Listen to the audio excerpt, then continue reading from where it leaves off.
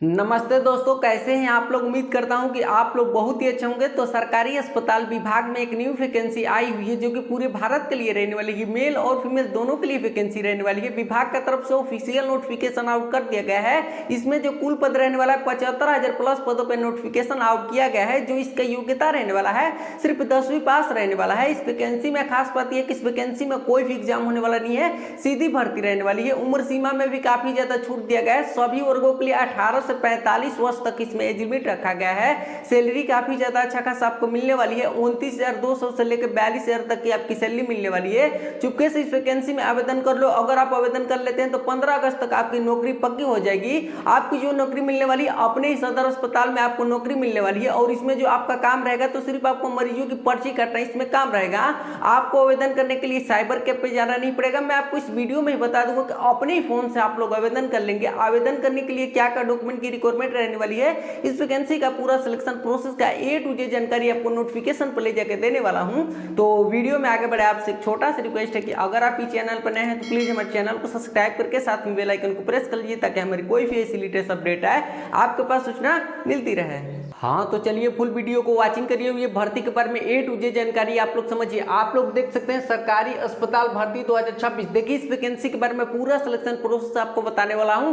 आप लोग देख सकते हैं इस वैकेंसी में कोई परीक्षा नहीं होगी। इस वैकेंसी में आपका किसी प्रकार का एग्जाम होने वाला नहीं है। सैलरी आप लोग देख सकते हैं 29,200 से लेकर 42,000 तक की आपकी सैलरी मिलने वाली है। देखिए इस वैकेंसी के बारे में पूरा सिलेक्शन प्रोसेस बता के तब मैं आपको बताऊंगा कि कैसे आपको ऑनलाइन आवेदन कैसे करना है, कैसे आप अधिकारी वेबसाइट पे जाएंगे, कैसे आपके पास एप्लीकेशन फॉर्म आएगा। आप लोग मेरी स्क्रीन पे देख सकते हैं यही एप्लीकेशन फॉर्म रहने वाला। सिंगल आपको इसको फिलअप करना है और 15 अगस्त तक आपकी नौकरी यहाँ पे 100% यहाँ पे पक्की है। तो चलिए इस पे में इस वैकेंसी के बारे में पूरा डिटेल से आपको समझाता हूँ। ए टू जेड जानकारी आप लोग समझिएगा और आप लोग इसमें आवेदन करिएगा। डेडिकेशन से आप लोग वीडियो को देखिएगा। थोड़ा सा अपना कीमती समय निकाल के आप लोग इसमें आवेदन कर लीजिए, आपकी लाइफ वेस्ट हो जाएगी। तो आप लोग देख सकते हैं, बात करें क्या तो हु कैन अप्लाई, मतलब इस वैकेंसी में कौन कौन लोग आवेदन कर सकते हैं। तो देखिए क्या तो male and female all India candidates, मतलब आप पूरे भारत में किसी भी राज्य से हो, चाहे आप मेल हो या फीमेल हो, आप इस वैकेंसी में इजीली आवेदन कर सकते हैं। आप लोग देख सकते हैं। बात करें क्या तो अप्लाई मोड की बात करें कि इस वैकेंसी में आपका अप्लाई मोड की क्राइटेरिया क्या रहने वाला है। तो आपको ऑनलाइन के माध्यम से यहाँ पे आवेदन करना है। आप लोग देख सकते हैं आपको ऑनलाइन के माध्यम से आवेदन करना है। कैसे करना है ये मेरी जिम्मेदारी है, मैं आपको बताऊंगा कि कैसे आपको ऑनलाइन आवेदन करना है।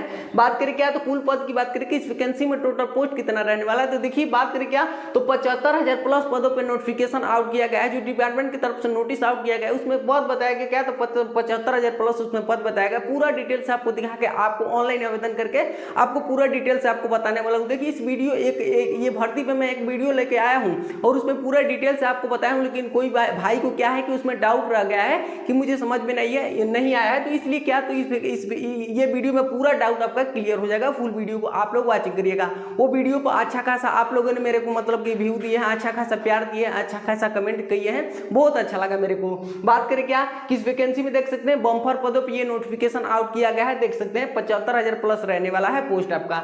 बात करें क्या तो पदों के नाम की बात करें किस वैकेंसी में पोस्ट नेम क्या रहने वाला है। तो देखिए जो आपका पोस्ट नेम रहने वाला क्या तो आउट पेशेंट डिपार्टमेंट का पोस्ट यहाँ पे रहने वाला है, जिसको शॉर्टकट में क्या तो ओपीडी बोलते हैं, जिसको शॉर्टकट में क्या तो ओपीडी यहाँ पे बोलते हैं। देख सकते हैं देखिए जो आपका इस वैकेंसी में काम रहने वाला है तो ओपीडी का जो इसमें काम रहता है आउट पेशेंट डिपार्टमेंट का, तो सिर्फ आपको मरीजों की पर्ची काटने का इसमें काम रहता है। देखिए आपका जो जॉब लग जाएगा सदर अस्पताल में लग जाएगा या अपने ही ब्लॉक के स्वास्थ्य केंद्र में आपका यहाँ पे क्या तो जॉब लग जाएगा। तो क्या है कि दोनों विभाग में आपका जॉब लगता है तो सिर्फ आपको जो काम रहेगा तो सिर्फ आपको मरीजों की पर्ची काटने का इसमें काम रहेगा।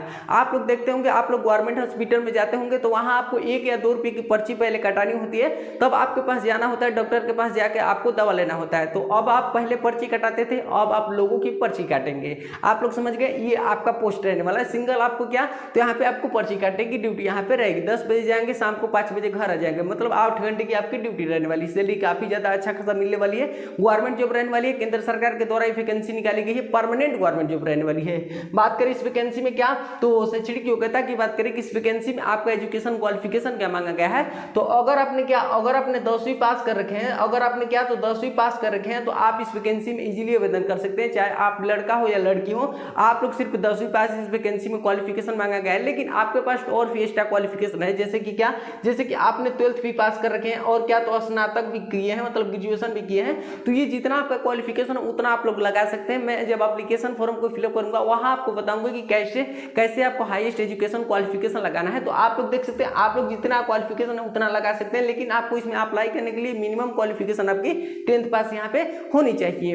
अब बात करते हैं क्या कि इस वैकेंसी में क्या तो उम्र सीमा क्या रहने वाला है। देखिए इस वैकेंसी में एज लिमिट क्या रहने वाला है। एज लिमिट में काफी ज्यादा छूट दिया गया, क्या 18 साल से क्या तो 18 साल से क्या तो 45 वर्ष, चाहे आपने कोई भी कैटेगरी से हो, चाहे आपने क्या तो चाहे आपने जनरल कैटेगरी से आते हो, चाहे आपने ओबीसी कैटेगरी में आते हो या एससी एसटी कैटेगरी में आते हो, आप ये कोई भी कैटेगरी से आते हो, आपका एज लिमिट सेम रहने वाला। मिनिमम आपका जो एज रहने वाला है क्या 18 ईयर्स होना चाहिए, मैक्सिमम जो है आपका 45 ईयर्स यहाँ पे होना चाहिए। देख सकते हैं एज में काफी ज्यादा छूट दिया गया है डिपार्टमेंट की तरफ से।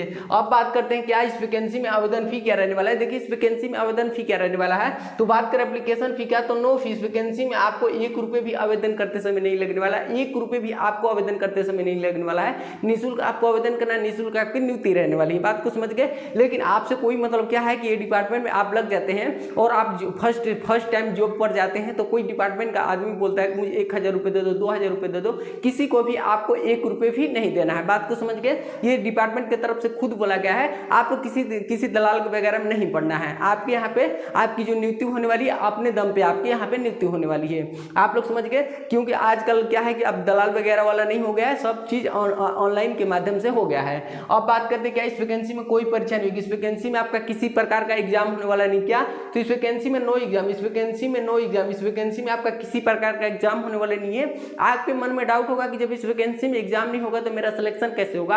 अब देखिए मैं आपको बताता हूं कि फाइनली आपका इस वैकेंसी में सिलेक्शन कैसे होने वाला है, ध्यान से इसको समझिए। क्या देखिए जो आपका इसमें सिलेक्शन होगा क्या तो मेरिट आधारित चयन होगा। देखिए इस वैकेंसी में जो आपका सिलेक्शन होने वाला है क्या तो मेरिट के बेसिस सिलेक्शन होने वाला है। देखिए आपके मन में डाउट होगा कि मेरिट के बेसिस कैसे सिलेक्शन होता है, इसको आप लोग समझिए कि मेरिट के बेसिस कैसे सिलेक्शन होता है। देखिए जब आप लोग देखिए इसमें क्वालिफिकेशन आपकी क्या मांगी गई है तो 10वीं पास यहाँ पे क्वालिफिकेशन आपकी सी मांगी गई है। तो अगर आपने ये किया तो 10th से जब इसमें आवेदन करेंगे तो डिपार्टमेंट आपका क्या देखेगी परसेंटेज, मतलब वही यहाँ पे बताया गया क्या तो मेरिट आधारित चयन होगा। देखिए हमारी बातों को आप लोग समझिए, selection will be based on the merit, जो आपका सिलेक्शन होगा मेरिट के बेसिस फाइनली आपका इसमें सिलेक्शन होने वाला है। देखिए मेरिट के बेसिस कैसे सिलेक्शन होता है थोड़ा सा मैं आपको डीपली बता दूं। ऐसी तमाम वैकेंसी जो निकलती है मेरिट के बेसिस आपकी रहती है। अभी आप लोग ने 2 मंथ पहले ही देखे होंगे कि जीडीएस की वैकेंसी निकाली गई थी, जीडीएस की वैकेंसी निकली थी, ग्रामीण डाक सेवक की वैकेंसी निकली थी, पोस्ट ऑफिस की वैकेंसी थी, मेल और फीमेल दोनों के लिए वैकेंसी थी, पूरे भारत के लिए वैकेंसी थी। किसी प्रकार का ना इस वैकेंसी में एग्जाम हुआ, ना किसी प्रकार का आपका एक्स्ट्रा डॉक्यूमेंट मांगा गया, ना किसी प्रकार का इंटरव्यू हुआ। सिलेक्शन हुआ तो मेरिट के बेसिस ही सिलेक्शन हुआ। Selection will be based on the merit, जो इसमें भी आपका यही प्रक्रिया यहाँ पे लागू होने वाला है। अब देखिए मैं आपको बता दूं कि कैसे सिलेक्शन होता है मेरिट के बेसिस। जैसे कि इस वैकेंसी में आपकी मिनिमम क्वालिफिकेशन क्या मांगी गई है तो 10वीं पास मांगी गई है, 10वीं पास मांगी गई है। तो जब आप 10वीं से इसमें आवेदन करेंगे तो डिपार्टमेंट आपका क्या देखेगी कि आपका ये 10वीं में कितना परसेंटेज है, 10वीं में आपका कितना परसेंटेज, 10वीं के परसेंटेज के बेसिस पे आपका फाइनली इस वैकेंसी में सिलेक्शन होने वाला है। ऐसे ही आपने एक्स्ट्रा क्वालिफिकेशन लगाएंगे, जैसे कि आपने 12th लगाएंगे तो 12th का यहाँ पे परसेंटेज देखा जाएगा। ऐसे ही अपने स्नातक लगाएंगे, ग्रेजुएशन लगाएंगे तो ग्रेजुएशन का यहाँ पे परसेंटेज देखा जाएगा। आपका परसेंटेज अच्छा होगा तो फाइनली आपका इस वैकेंसी में सिलेक्शन होगा। ऐसे आपका यहाँ पे सिलेक्शन होने वाला है, परसेंटेज के थ्रू आपका यहाँ पे सिलेक्शन होने वाला है। थोड़ा सा क्या है कि पूजा हो रहा था तो इसलिए मैं ये माइक को है थोड़ा आपने मतलब कि अपने माउथ के पास लेके आया गया ताकि आवाज अच्छा से आपको मिलती रहे, बाहर का आवाज ना जाए। अब आप लोग समझ गए। देखिए बात करें क्या तो जैसे कि इसमें वैकेंसी में 10वीं से आवेदन करेंगे तो आपकी क्या तो परसेंटेज देखी जाएगी। परसेंटेज आपके पास अच्छा होगा तो आपको डॉक्यूमेंट वेरिफिकेशन के लिए जीमेल करके आपको बुलाया जाएगा और फाइनली जब डॉक्यूमेंट वेरिफिकेशन हो जाएगा तो इसकी 15 अगस्त तक मेरिट लिस्ट यहाँ पे आउट की जाएगी और मेरिट लिस्ट में फाइनली आपका नेम आ जाता है तो फाइनली आपका इस वैकेंसी में सिलेक्शन हो जाएगा। बात को समझ गए। ऐसे आपका यहाँ पे सिलेक्शन होने वाला है। तो मुझे पता है कि इस वैकेंसी में आपका परसेंटेज भाई कट ऑफ कितना जाने वाला है। तो एक काम करिएगा कि अपना 10th और 12th का परसेंटेज मेरे वीडियो में आप लोग कमेंट करिएगा। मैं आपको कमेंट के माध्यम से बता दूंगा कि आपका इस वैकेंसी में सिलेक्शन हो गया नहीं, आपके पास मेल किया जाएगा नहीं डॉक्यूमेंट वेरिफिकेशन के लिए, क्योंकि मुझे पता है कि इस वैकेंसी में परसेंटेज भाई कट ऑफ कितना जाने वाला है डिपार्टमेंट की तरफ से। बात को समझ गए। तो प्लीज आप लोग जरूर कमेंट करिएगा ताकि मैं आपको बता दूं और चैनल को सब्सक्राइब भी कर लीजिएगा। एक छोटा भाई आपसे रिक्वेस्ट करता है। अब आपको आप समझ में आ गया होगा कैसे इसमें सिलेक्शन होने वाला है, परसेंटेज आपका मेन रोल निभाने वाला है आपका सिलेक्शन का। अब देखिए आगे बढ़ते हैं। देखिए जो आपकी सैलरी इसमें रहने वाली क्या, तो आपकी जो सैलरी इसमें रहेगी पहले ही मंथ से आपकी जो 29,200 रुपये की सैलरी यहाँ पे दी जाएगी, और जैसे जैसे आप ओल्ड होते जाएंगे आपकी सैलरी क्या, तो 42,000 आपके यहाँ पे सैलरी यहाँ पे हो जाएगी। 42,000 परमानेंट गवर्नमेंट जॉब है, 42,000 तक की आपकी सैलरी हो जाएगी। देखिए इस वैकेंसी में अगर आपके पास क्या है, एडीसीए का सर्टिफिकेट हो, डीसीए का सर्टिफिकेट हो, सीसीए का सर्टिफिकेट हो, कोई भी मतलब कोर्स आपने कंप्यूटर कर रखे हैं, तो इस वैकेंसी में क्या है कि आपको बोनोफिट ज्यादा देखने के लिए मिलेगा। क्योंकि पहले जो जमाना होता था पर्ची कटाने का, वो मतलब पेन और कलम मतलब कि पेज से काटा जाता था, लेकिन अब जो ऑनलाइन के माध्यम से काटा जा रहा है, तो थोड़ा बहुत आपको क्या कंप्यूटर की नॉलेज यहाँ पे होनी चाहिए। डिपार्टमेंट की तरफ से ऐसे तो नहीं बोला गया है कि आपके कंप्यूटर यहाँ पे मांगी गई है, नहीं, आपके पास अगर है तो वहाँ पे जब अप्लाई करूंगा तब वहाँ पे आपको कैसे फिलअप करना है, एक्स्ट्रा क्वालिफिकेशन और एक्स्ट्रा मतलब एक्सपीरियंस सर्टिफिकेट जो भी है आपके पास बोनोफाइड देखने को मिलेगा। सबसे मेन बात है कि डिपार्टमेंट हर एक रोल से यही चाहती है कि आप कितना सक्षम है और कितना आपने मेहनत कर रखे हैं। अब आप लोग समझिए, देखिए बात करें क्या, तो चयन होने पर पोस्टिंग कहाँ होगी। देखिए इस वैकेंसी में सिलेक्शन ले लेते हैं तो आपकी जो पोस्टिंग कहाँ होगी इसको आप लोग समझिए। तो देखिए जो आपकी पोस्टिंग होगी क्या, तो अपने जिला सदर अस्पताल में आपके यहाँ पे पोस्टिंग लग सकती है। अपने जिला के सदर अस्पताल में पर्ची काटने की आपके यहाँ पे ड्यूटी लग सकती है। इसके बाद बात करें क्या, तो अपने ब्लॉक स्वास्थ्य केंद्र में आपकी पर्ची काटने की यहाँ पे ड्यूटी लग सकती है। तो दोनों में से कोई भी विभाग में आपके यहाँ पे क्या, तो जॉब दे दी जाएगी। दोनों में से कोई भी आपका यहाँ पे लग सकता है। तो देख सकते हैं ना, आपको दूसरे स्टेट में जाना है, नहीं आपको दूसरे डिस्ट्रिक्ट में जाना है, अपने ब्लॉक अपने डिस्ट्रिक्ट के स्तर पर रह के आपको गवर्नमेंट जॉब मिल रही है, बहुत ही शानदार रहने वाली है, वो भी बिना एग्जाम का। आप लोग समझ गए। अब बात करें क्या कि चयन की प्रक्रिया क्या रहने वाला है इस वैकेंसी में। तो देखिए सिलेक्शन प्रोसेस क्या है, तो जब आप इस वैकेंसी में आवेदन करेंगे तो आपका परसेंटेज बाई शॉर्ट लिस्टिंग किया जाएगा। जब आपका परसेंटेज अच्छा होगा तो आपके पास मेल करके आपको डॉक्यूमेंट वेरिफिकेशन के लिए फाइनली बुलाया जाएगा। जब आपका फाइनली डॉक्यूमेंट वेरिफिकेशन हो जाएगा तो क्या है कि इसकी मेरिट लिस्ट की प्रक्रिया यहाँ पे क्या, तो 13 से 14 अगस्त से 15 अगस्त तक पूरी यहाँ पे मतलब यहाँ पे जारी कर दी जाएगी। आप लोग समझ गए। तो इस वैकेंसी में देख सकते हैं, इस वैकेंसी में अगर आपका मेरिट लिस्ट में नेम आ जाता है तो फाइनली उसमें यह बता दिया गया रहेगा कि आपको इस डेट से इस स्थान पे इस हॉस्पिटल में जाकर आपको इस दिन से नियुक्ति ज्वाइन करना है। बात को समझ गए। देख सकते हैं इस वैकेंसी में किसी प्रकार का एग्जाम नहीं होने वाला, ना किसी प्रकार का एक्स्ट्रा डॉक्यूमेंट मांगा गया, ना किसी प्रकार का फिजिकल होने वाला, किसी प्रकार का इंटरव्यू होने वाला है। सिलेक्शन मेरिट के बेसिस यहाँ होने वाला है। आप समझ गए होंगे। अब देखिए बात करें क्या कि आवेदन करने के लिए क्या क्या दस्तावेज की जरूरत पड़ेगी। देखिए इस वैकेंसी में आवेदन करने के लिए क्या क्या डॉक्यूमेंट की आपकी रिक्वायरमेंट रहने वाली है इसको आप लोग समझिए। देखिए सबसे पहले क्या, तो 10वीं की मार्कशीट आपकी लगेगी। 10वीं की मार्कशीट यहाँ पे मिनिमम आपकी लगने वाली है, लेकिन आपने और भी एक्स्ट्रा क्वालिफिकेशन लगाएंगे, जैसे कि आपने 12वीं लगाएंगे तो 12वीं की मार्कशीट यहाँ पे क्या, तो 12वीं की मार्कशीट यहाँ पे क्या, तो रिक्वायरमेंट हो जाएगी। ऐसे ही आपने स्नातक लगाएंगे मतलब कि कहें तो ग्रेजुएशन लगाएंगे तो ग्रेजुएशन की मार्कशीट यहाँ पे रिक्वायरमेंट हो जाएगी। जो आपका ग्रेजुएशन है फाइनली आपके 4 इयर्स कंप्लीट होने चाहिए, पर प्रेयर में नहीं चाहिए। बात को समझिएगा। इसके बाद क्या, तो आधार कार्ड आपका यहाँ पे लगने वाला है, आधार कार्ड लगने वाला है। इसके बाद बात करें क्या, तो जाति प्रमाण पत्र आपका यहाँ पे लगने वाला है, कास्ट सर्टिफिकेट जिसको बोलते हैं। इसके बाद क्या, तो निवास प्रमाण पत्र आपका यहाँ पे लगने वाला है, जिसको रेसिडेंट सर्टिफिकेट बोलते हैं। इसके बाद क्या, तो चरित्र प्रमाण पत्र आपका लगने वाला है, जिसको पुलिस वेरिफिकेशन बोलते हैं, आचरण बोलते हैं। और क्या, तो इसको आचरण बोलते हैं, जिसको कैरेक्टर सर्टिफिकेट भी बोलते हैं। क्या है कि अभी आपके पास ये कैरेक्टर सर्टिफिकेट नहीं है, तो आप लोग जब डॉक्यूमेंट वेरिफिकेशन के लिए जब आपके पास जीमेल करके आपको बुलाया जाएगा तो उस समय आपको क्या, तो अपना ये पुलिस वेरिफिकेशन लेके जाना पड़ेगा। वो भी क्या, तो 6 मंथ से ज्यादा आपका यहाँ पे क्या, तो सॉरी 6 मंथ से ज्यादा आपका यहाँ पे क्या, तो ओल्ड नहीं होना चाहिए। 6 मंथ से ज्यादा आपका यहाँ पे ओल्ड नहीं होना चाहिए। 6 मंथ बाद ये गवर्नमेंट के रिजेक्ट मानी जाती है। बात को समझिएगा। तब आपके पास यहाँ करा लीजिएगा, तो तत्काल बन जाता है, 10 से 15 दिन लगता है, थाने पर एक बार जाना होता है। इसके बाद बात करें क्या, तो 1 पासपोर्ट साइज फोटो आपका यहाँ पे लगने वाला है, जो कि एप्लीकेशन फॉर्म में अपलोड करने के लिए। इसके बाद बात करें क्या, तो आपको जीमेल आईडी, मोबाइल नंबर और हस्ताक्षर यहाँ पे लगने वाला है, रजिस्ट्रेशन करने के लिए भी और एप्लीकेशन फॉर्म में अपलोड करने के लिए भी। अब मेन पॉइंट इस पे आप लोग ध्यान दीजिएगा। जो लोग भी कंफ्यूज हो गए हैं कि मतलब कि मेरे को आवेदन करना ही नहीं है, उनको देखिए कैसे आवेदन करना है। देखिए उनको आप लोग समझिए, देखिए कैसे आवेदन करना है। तो ऑनलाइन आवेदन देखिए आपको कैसे करना है। तो सबसे पहले आप लोग अपने गूगल पे जाइए, क्रोम ब्राउजर पे जाइए, दोनों में से कोई भी प्लेटफॉर्म पे आप लोग जाके और क्या सर्च करिए, तो आप लोग ये सर्च करिए, तो आप लोग जाके सर्च करिए। देखिए ये वैकेंसी जो है आपको आधिकारिक वेबसाइट पे देखने के लिए नहीं मिलेगी आपको, सॉरी ये जो वैकेंसी आपको सरकारी रिजल्ट पे देखने के लिए नहीं मिलेगी, इसके खुद आधिकारिक वेबसाइट पे जाके आपको इसको फिलअप करना पड़ेगा। देखिए कैसे आपको फिलअप करना है इसको आप लोग समझिएगा। इसकी जो आधिकारिक वेबसाइट कौन सी रहने वाली है, देखिए क्या, तो देखिए आपको आधिकारिक वेबसाइट पे जाना है। सबसे पहले आप लोग अपने गूगल पे जाइए, क्रोम ब्राउजर पे जाइए, दोनों में से कोई भी प्लेटफॉर्म पे आप लोग जाके क्या सर्च करिए, तो government hospital department government in new recruitment 2026 आप लोग लिख के क्या सर्च करिए तो government hospital department government in new recruitment 2026। जैसे ये लिख के आप लोग वर्ड सर्च करेंगे आपके पास एक पहली वेबसाइट खुल के आ जाएगी। उस फर्स्ट वेबसाइट पे आप लोग क्लिक करिए। जैसे ही फर्स्ट वेबसाइट पे आप लोग क्लिक करेंगे आपके पास ऑप्शन आएगा क्या तो क्लिक ऑन न्यू रजिस्ट्रेशन करने का ऑप्शन आएगा। क्या तो क्लिक ऑन न्यू रजिस्ट्रेशन करने का ऑप्शन आएगा। देखिए आपको न्यू रजिस्ट्रेशन कैसे करना है तो आप लोग अपना जीमेल आईडी से मोबाइल नंबर से और पासपोर्ट वगैरह बना के आप लोग न्यू रजिस्ट्रेशन यहाँ लोग कर लीजिएगा। न्यू रजिस्ट्रेशन आप लोग जैसे ही करके ऊपर की तरफ स्क्रॉल करके आप लोग नेक्स्ट करेंगे आपके पास एप्लीकेशन फॉर्म धड़ाक से खुल के आ जाएगा। अब मैं चलता हूँ उस एप्लीकेशन फॉर्म के A to Z जानकारी आपको फिलअप करके बता रहा हूँ, अच्छे से उसको समझिएगा। तो आप लोग देख सकते हैं यही एप्लीकेशन फॉर्म रहने वाला है। आप लोग ऊपर में देख सकते हैं government hospital recruitment 2026 out patient department OPD application form आप लोग देख सकते हैं। देखिए ये फॉर्म थोड़ा सा लंबा है लेकिन मैं पूरा आपको स्टेप बाय स्टेप फिलअप करके आपको बता रहा हूँ। थोड़ा सा अपना समय देखिए यहाँ पे अच्छे से आप लोग फिलअप करिएगा। मेरे को जैसे बता लूँगा वैसे आप लोग समझ के फिलअप करिएगा। देखिए सबसे पहले आपको क्या तो यहाँ पे पासपोर्ट साइज फोटो आपको अपलोड कर लेनी है। इसके बाद देखिए यहाँ पे बताया गया क्या तो पर्सनल डिटेल्स की बात कहा गया है। देखिए इसमें सबसे पहले आपको क्या तो फुल नेम आपको फिलअप करना है जो कि इन ब्लॉक लेटर में आपको फिलअप करना है। आप लोग इंग्लिश में ही फिलअप करिएगा। आपको यहाँ पे नेम अपना फिलअप कर देना है। यहाँ पे देखिए फादर हस्बैंड नेम की बात कहा गया है। देखिए यहाँ पे क्या है कि लड़कियाँ बहुत कंफ्यूज हो जाती हैं कि यहाँ पे कैसे बनना है। तो जितने भी लड़के होंगे वो अपने पापा का नेम फिलअप करेंगी और जितनी भी लड़कियाँ होंगी अगर जो लड़की अनमैरिड होगी और जो लड़की मैरिड होगी वो क्या करेगी जो लड़की की शादी हो गई होगी वो अपने हस्बैंड का नेम फिलअप करेगी और जो लड़की की शादी नहीं हुई होगी वो अपने पापा का नेम यहाँ पे फिलअप करेगी।